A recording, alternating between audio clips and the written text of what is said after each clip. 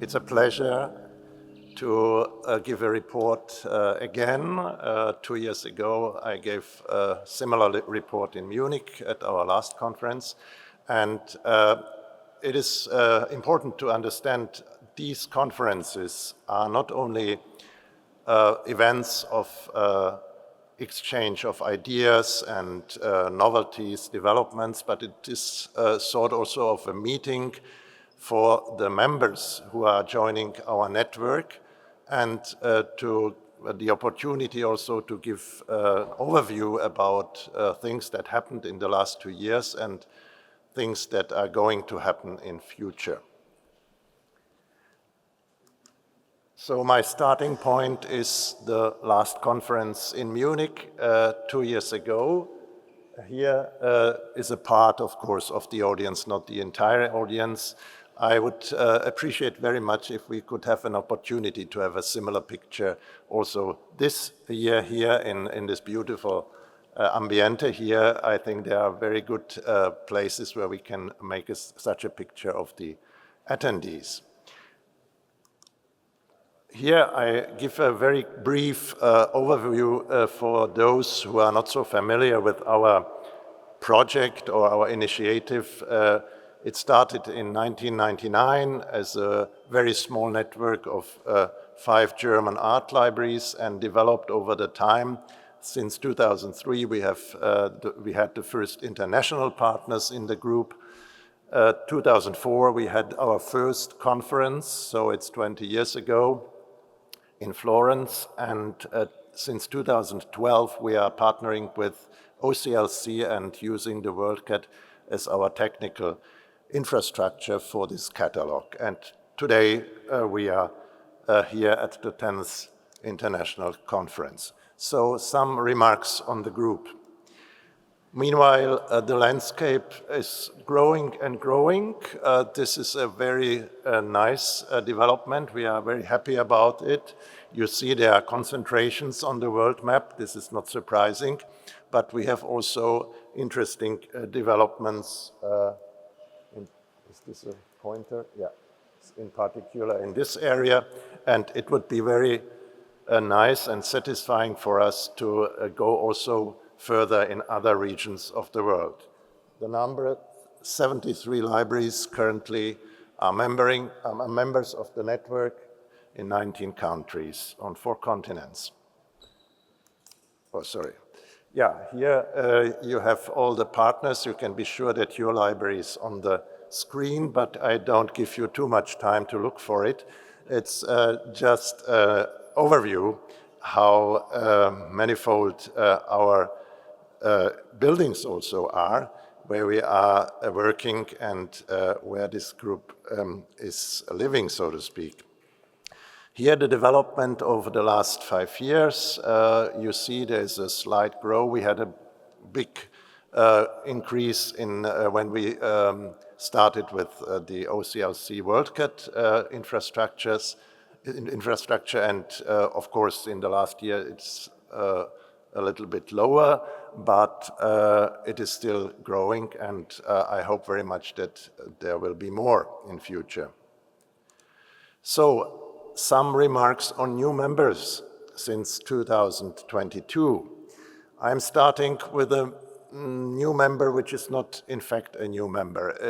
It was, so to speak, a coming back of a member we lost for very complicated local, administrative, and communication problems. There was a sort of confusion because the Macon Library of Princeton University was already a member. Then for some years it seemed at least that they stepped off, but at the end we are very happy that they are again in our family. This is a real new member in the network, the Museum of Islamic Art in Doha, and this is one of the examples how the landscape is expanding, and this is a very impressive, nice museum, and we are very happy about this new member in the network. we very much hope that there will be other examples of this kind. Here we go to the US, where we have already a lot of members, and we are very happy about this new member, which is the Nelson Atkins Museum in Kansas City. You see this incredibly fascinating building. They so there are also places which could be interesting meeting points in future. Here, also an interesting new member, the Israel Museum in Jerusalem.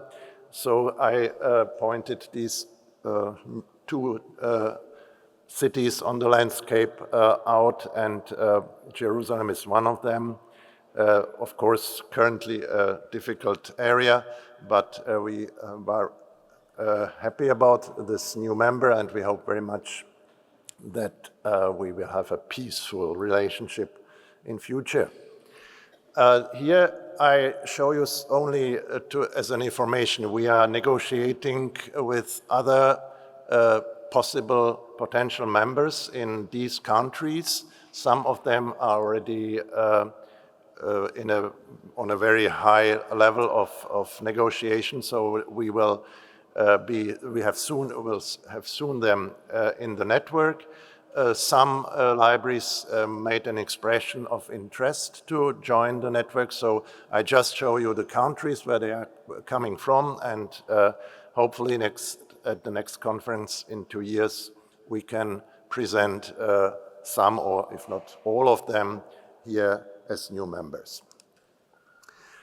Some remarks on the new website. You may remember that for 9 years, from 2014 to 2023, we had the first website of our Art Discovery Group catalog of this network, where you could see all information about the initiative, about the members, about the steering committee, and so on. And this was kindly hosted by the Gulbenkian Foundation in Lisbon, and committee member Paulo Lescher, who unfortunately is not here today, was so kind to offer his institution as the host for this website. For technical and also administrative reasons, he cannot offer this anymore. So we had to look for a new solution, because today it is more or less a matter of course to have a website as a group to give information and orientation. So thanks to our committee member Sebastian Hill, who is with us here, he made it possible to offer his institution as the new host for the new website, which is not completely new in design, but a little bit modernized, so to speak. And it was launched at the beginning of this year, so now you can access this website and have the same amount of information as in the former version. And you can navigate, of course, on this website to get the information you are looking for. You are all invited, as far as you are a member of our network. If you discover some mistakes or wrong written names or whatever, please let us know it. We, of course, are willing to correct this. So our most important and central tool is the catalog. This is why this network exists. And the Art Discovery Group catalog, it is not necessary to present it here because you should be familiar with it. And there were no big changes since the last conference, where there were a new version which was to present. I would like to give you some insights in analytics about the usage of our catalogs. Here's an overview of what these are all numbers and statistics you can see from our activity, and it needs a little bit a short explanation. You see here that in the first half of 23, doesn't work. It seems that there was no usage in on the catalog, which is not true.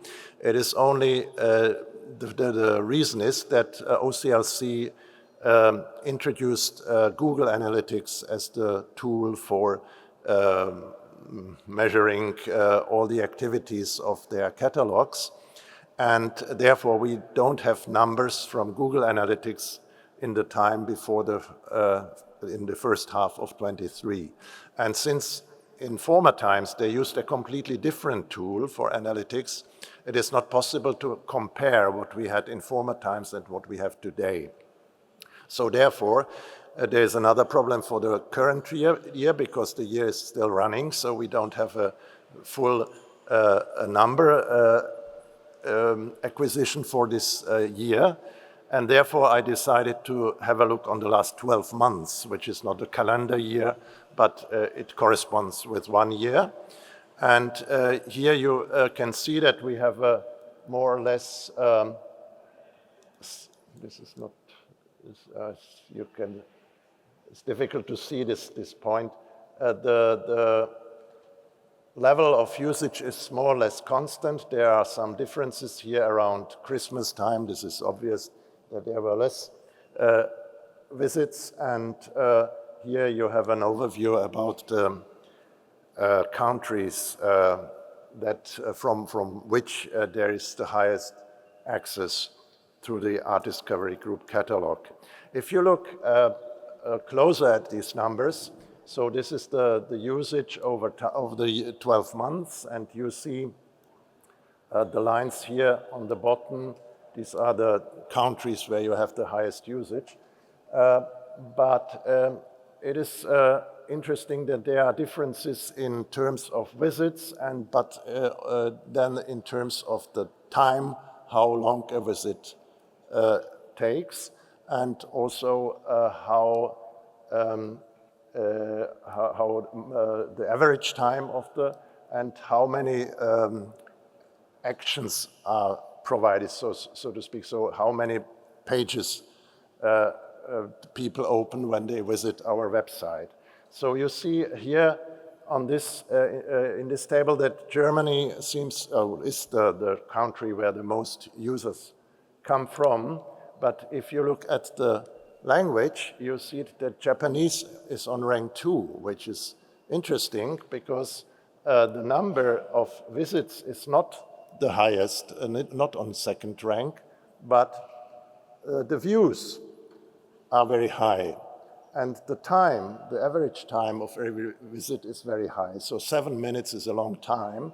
But you see here that, for instance, in Greece, even 17 minutes can be the average time. But the number of users, active users, is very low. So it is interesting to understand these balances between numbers. So we cannot say that one country is the top 1 users, but we have very different approaches to the catalog. In terms of device category, we can also see that the very, very big majority of our users is accessing the catalog via a desktop device, and a rather low is using a mobile device. This is a little bit disappointing because when we switched to the WorldCat in 2012 and decided to work with this tool, not the only one, but one of the advantages was that OCLC WorldCat is available also for mobile devices. And so there was sort of hope that perhaps more people would use it to access the catalog, but you see that the usage is very low and the tablet is completely out of interest, but most of our users are using their computer on their desk. So the last part of my talk is the committee. I would just like to remind what the characteristics of our work in the committee are. So we are all volunteering people from the member libraries, from a group of member libraries. This is the precondition for working in the committee. Our tasks are the coordination of projects, the communication with OCLC, which is important. This conference and the former ones were organized by the committee, and the future conference will be also organized by the committee, of course, always in a strong collaboration with the local host. And public relations, as far as this is possible, is also one of our tasks. There was a couple of years again, and maybe someone of you remember this moment, we as a committee, we made a proposal to formalize requirements for being a member of the committee. And these requirements were presented to the whole community, and they were approved by this network of members.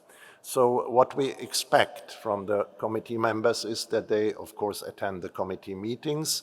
In the last 3-4 years, we switched to monthly video meetings, which is a big advantage because in former years it was only once a year that we met in person. Now we have this possibility to see each other every month online. So this is what was already mentioned before, organizing the conferences and attending them, of course. One of the most important requirements is this task of representing and promoting our initiative wherever, on conferences, meetings, and in your own institution and among your colleagues and so on. Yes, and the rest is relatively clear. Assist at the development of the website, and fundraising strategies is also an important issue because you should know that our network is not a legally formalized institution. We are just a network of partners, and the members of the committee are volunteers, so there is no budget, there is no structure, there is no legal authority to sign contracts and so on. This is very complicated. So fundraising is one of our tasks. So here you see the current group. Not all members of the committee could come to Barcelona for business reasons. So unfortunately, we are not all here, but the 9 persons you see here are the current committee. However, we are getting older, and some of us will leave this group in the next 2 to 4 years for retirement. And therefore, this is also a call for new members. But before I do this, I would just mention one of these members you see here who will leave next year. He is also not here in Barcelona, unfortunately, but he will retire next year. And it is my pleasure, and it is important for me personally to thank Rüdiger Heuer from the Zentralinstitut in Munich, because he is a man of the first hour. He was from the very, very beginning active in this network and also in the committee. And you might know him from the conferences. He was a very engaged person. He was not too shy to put also provocative questions and make proposals, but he brought the initiative strongly forward. And I would personally like to thank him really strongly for all his work and for his engagement in this group. Unfortunately, he is not here this year, and next year there will be no conference, so he cannot say goodbye to you personally. But, oh, thank you for Rüdiger, I will tell him.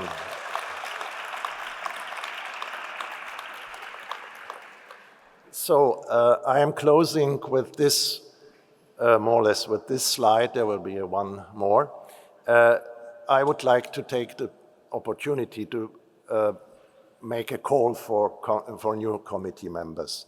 I would invite you to consider your interest and your possibility under the conditions I mentioned before to work in the committee. We really need new committee members. We need people who are willing to invest time and competence and expertise in the work.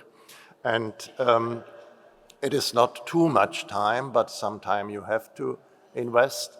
We need, of course, people who are able to travel, not too much, but a little bit. And I would say it in simple words, something like new, fresh people. So the younger generation would be very much appreciated to bring new ideas. We are not the youngest anymore, and maybe we have a specific look on the world which is not relevant for the younger generation. So please consider or talk to your colleagues wherever. We would be very happy to have new members in the committee, and I can guarantee that this is a really rewarding work. The group is a group of friends, and we like it to come together. We enjoy our common work, and what is most important, we have always a lot of fun. So please take it seriously that this call is also addressed to you. Yes, and this is my last slide. As I said, 1999 was the first year of this network, was the starting point, and now we have 25 years. I think we can be really proud and happy about the result. If you think that we have more than 70 member libraries worldwide in the network, this is really impressive. And, but this is not the end. There are even more. So I am looking very much forward that this story will go ahead, and then in the next years and decades, there will be the same level of success and satisfaction for this work. Thank you.